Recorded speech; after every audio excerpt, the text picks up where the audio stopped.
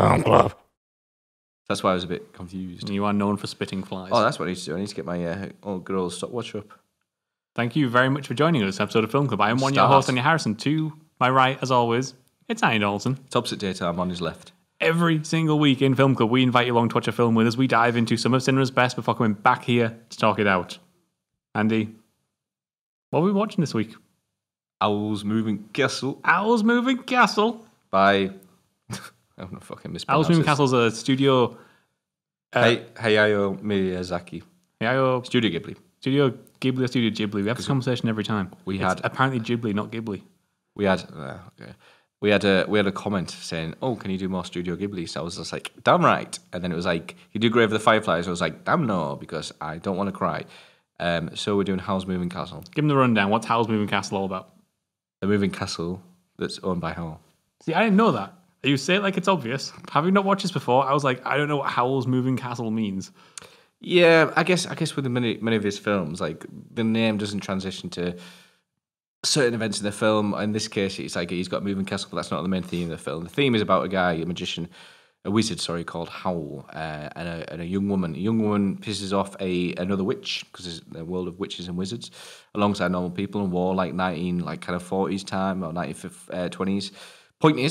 Point is, she pisses off this witch who turns her old, and she goes out to seek Howl, I assume, or some sort of wizard, so she can reverse the spell. She meets a few people on the way, and in that time, she becomes the cleaner under this old costume she has, and she kind of helps Howl on his journey and his rebellion against the kings of these these lands that are having warring against one another. And it's just kind of a whole thing about Howl dealing with his powers, and also his lovely demon Flame. I think it's voiced by Billy Crystal in the dub. Anyway, and she kind of helps out, falls in love, and then the spell's reversed, and it's just all a lovely film of fantasy, wizards and witches, and war. And it's because it's Studio Ghibli, it means that it has like that style of blending loads of almost like grounded, natural, real architectural influences alongside Japanese fantasy, and like just kind of getting one in one hand and one in the other and going. Which works, by the way. It works great. Animation for Studio Ghibli is like second to none, if not some of the best I've ever seen. And all the design of it is beautiful. But what's brilliant about this one is because despite being that intro there, like how the film is, it's actually quite low fantasy. Look at something like Spirited Away, and it's like very kind of like big concepts and everything, like with spirits and everything like that. So we look at something like this. The only thing that you really kind of get a bit creative about is obviously Calcifer, the demon, as I mentioned, a bit of the witches and stuff, and like the creatures that have. Other than that, it's relatively kind of modern. Like I said, it's like wartime. Talking like 20s, kind of 40s, kind of wartime. And speaking of Spirited Away, we did Spirited Away like a couple months ago. In fact, you can go and watch the video if you go down to the playlist below. But I was shocked at how similar this is to Spirited Away in its structure.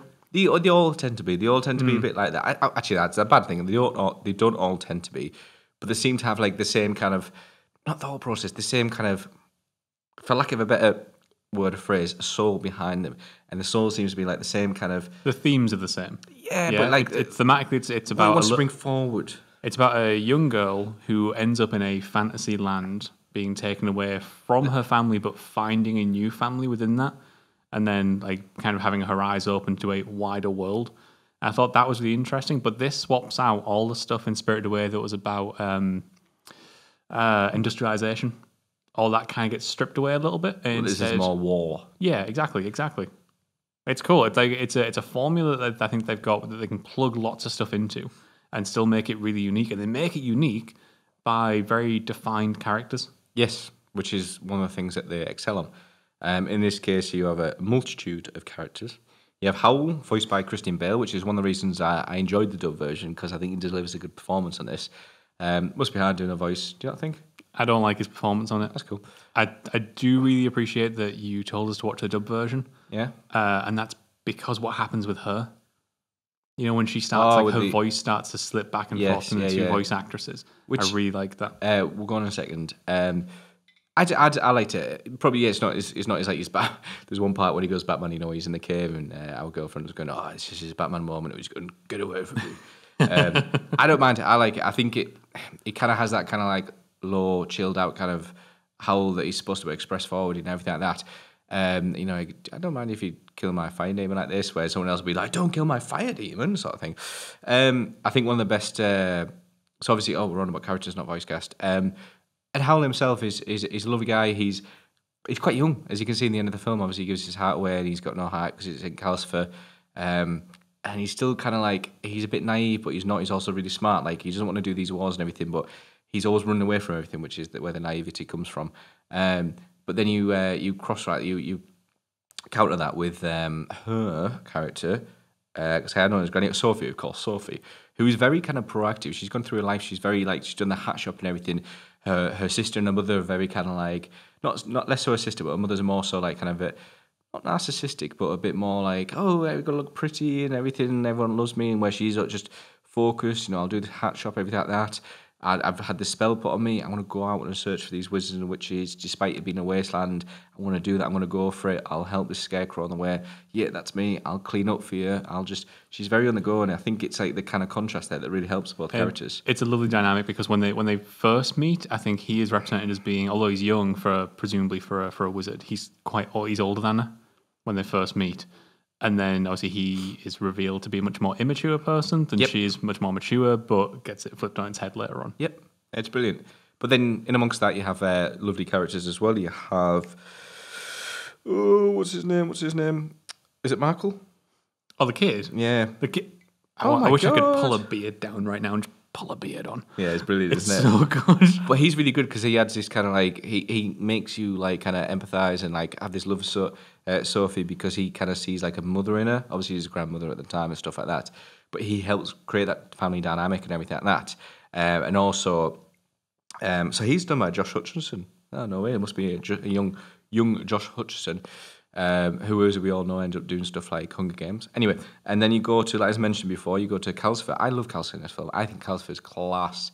And the animation and everything. I love how even the dialogue doesn't match up with what he's saying, because fuck it, why should it? He's just like, and he's like sticking his tongue out. It's just, that is Studio Ghibli kind of stuff. And Billy Crystal voices it perfectly. Yeah, the dialogue doesn't match up with what he's saying. Sometimes you see like he's talking or something, but his mouth's moving quite loud and slowly. It's not always like kind of in sync, but I like it on Calcifer. I think it works. I think that's part of the design. They do that with everybody in this film. This film isn't it's not reanimated for the dub. No. But they do. It's more noticeable in Calcifer, but I think it suits Calcifer's character. That's all I'm saying. I would be interested to see what his voice actor's like in the original Japanese, actually, if a lot of that is exaggerated for him. Yeah. Okay, that's a good point. So it's one of the reasons I do dubs over subs is I really struggle with subtitles, because my attention focuses the subtitles and I miss action bits or I miss everything on the screen.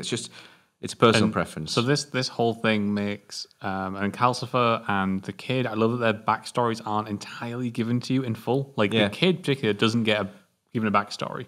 He's just kind of there. Yep. And then Calcifer gets a little bit of a backstory about being related to Howl and like being from him in some way, but he also seems to be his own entity. You don't quite get that. And this is what I absolutely love about Studio Ghibli films, is that they do world building, but they don't do overt world building. Yeah. What they do instead is suggested world building. Like they get someone to see the king, and on the way to see the king, it turns out they're actually going to see the sorceress. Yep. And the sorceress starts to talk like a little bit about how wizards were trained and how one used to be an apprentice, and now Howl is no longer like her apprentice, and she's gone. And like you start to in your head, you start to picture the inner workings of this world without somebody overtly sitting you down and being like this is what this happens, then this, then this, then this. Exactly. They do it. Yeah, it's creative and it's progressed throughout the film. Like, this story, this environment, this lore of the world. One thing I also like about what they do is they always seem to have like a silent character. You see in many of the films. In this case, the Scarecrow, and I love the Scarecrow in this film. It's one of the things that really made me love it. It's the way he like helps in every way. He jumps up and down. Obviously, it turns out at the end of the film, it turns out to be the prince that was lost that can help end the war and everything like that. Call that a Deus Ex Machina. Yeah, there we go. But he jumps around the place, and I love how he just helps out. He's just chirpy. He always have a chirpy, silent character. Spirited Away, he had no face. He was just going, that was until he ingested a frog, and then the frog spoke for him, everything like that. But my point is, the original No Face was a silent character, more or less. It didn't speak, no dialogue. And it just works really well. I wonder where that comes from. Like, is that part of a more tradition from Eastern filmmaking? Like, are they more inclined to like certain silent protagonists? If you know, let us know in the comments because I'd be interested too. But it's really. It's endearing.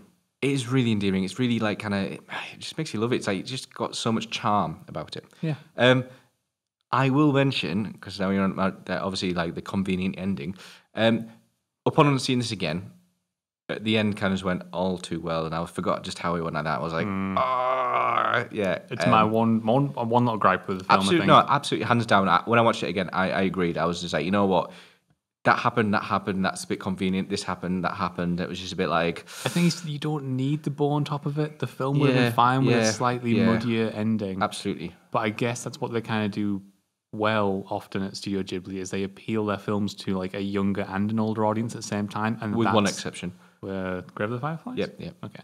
And that's kind of, I guess, the concession there, is that you get the little happy bow on top ending. Yeah, I imagine there could be different ways to go about the dialogue. I don't know when in the original version, that because when they do the dubs, you see sometimes they change a few themes here and there, especially when it's Disney taking it over. I think Disney did this Disney one. did it? Sometimes, like quite a few of the films, Disney would take over the dubbing of it. Okay. But some of the like more like kind of darker themes, some of the more like Porco Rosso. I remember reading how I was doing like research on dub and sub versions, and Porco Rosso, he's a bit of a like kind of a pervy character, he's a bit dark humor in that, and in the Disney version, they proper flatten it out, and it's just a bit like that's kind of like the Japanese kind of style that they do. Who is Porco Rosso? Porco Rosso's the pig that flies a plane. You'll see a picture up here. You'll know what I mean. You'll do research and you'll be like, oh yeah, okay. But one other thing to go on about is that they're kind of in amongst their world building is the sound of the films, the music, everything just goes together. And just it's very clean audio production. It's clean and it's peaceful. They drop you in, despite obviously this film being about war.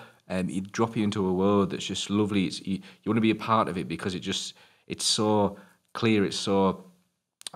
It's really lovingly crafted. Like every element feels thought about. Every element feels taken care of. It feels, more importantly, handcrafted. Yes. And I know, like I'm actually a big fan of stuff like Pixar. Like I'm not overtly against like computer generated animation, but there is something, I think, when you've had years and years of just watching computer generated animation, to finally get to watch something hand drawn again is.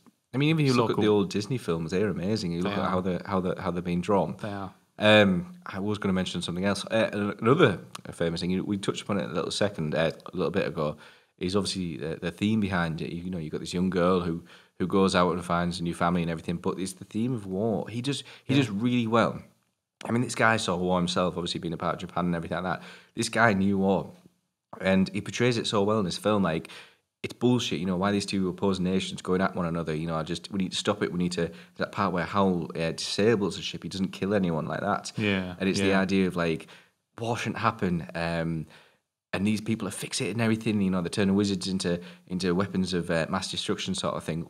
Why? Just don't do it. And that's what he runs away from at the end. He puts something at the end of it. At the core, that's what makes their work so memorable, is because they so thoroughly embed those themes into the central idea of the film. But they do it well. It's not like they're throwing it in your face. It's not like propaganda. It's like, shouldn't do war. It's because they actually layer it, and they actually make it more complex than something, a binary choice of like either war is good or bad. It doesn't have to be. It's something a little bit grayer. Yeah, but they put their own thing on it, which is But anyway, there is Howl's Moving Castle. You can let us know in the comments below what you thought of Howl's Moving Castle, or you can hit us up on Twitter as always.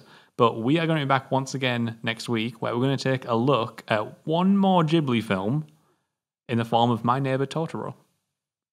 A really good silent character in this one too. Until then, get watching. I forgot to mention Emily Mortimer as Sophie and Gene Simmons. Fuck's sake.